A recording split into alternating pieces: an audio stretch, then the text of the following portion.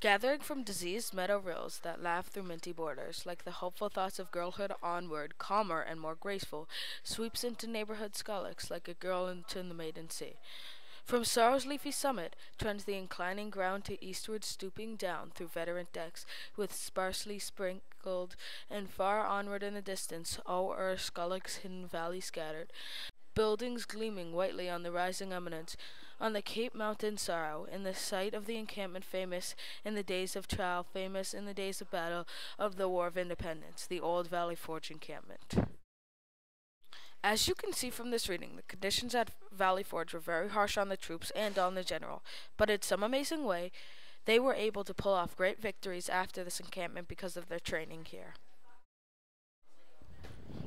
Good day. I am Baron von Steuben of Prussia, and I hope this passage will convince you to send reinforcements to the Continental Army.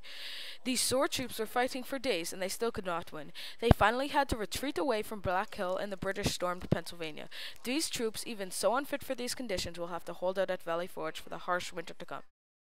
Even though the colonists held Black Hill for so long, the incompetence and inability to fight made them lose, and will make them lose battles in the future. Hopefully my presence and training at this camp will raise the spirits of those deathly figures. I will try my best to train these fools, but it may not be enough to create an elite fighting force out of them. I've been here many a week, and these soldiers are dying by the many. Just this day, I was yelling at a soldier to reform his posture, and then I noticed his glazed-over eyes and distant look, and I realized he had left us. If only the bumbling fools at Congress would send us a few blankets, we may be able to make it through the winter. I also truly agree with George Washington's statement that if we do not get supplies soon, the whole army may disperse. I am also concerned about the state of Washington. He spends most of the day in his quarters, and he seems very depressed. I am teaching these so-called soldiers a lesson. For food, they have to fast march for a mile, and I am training them so hard that many dispatch.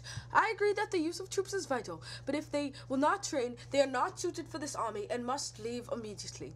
These fools cannot hit a bottle at 2 feet, and cannot even form a line. I am very displeased with the quality of George Washington's army. All they are is farmers, but they can only fight like a scared rabbit. It is very distressing to me, and I think I will need further assistance and time to train these men. After the harsh winter at Valley Forge, I was able to mold these troops into an elite fighting force able to take on the British. I hope this advantage to the colonial army will help even out the war for the colonists.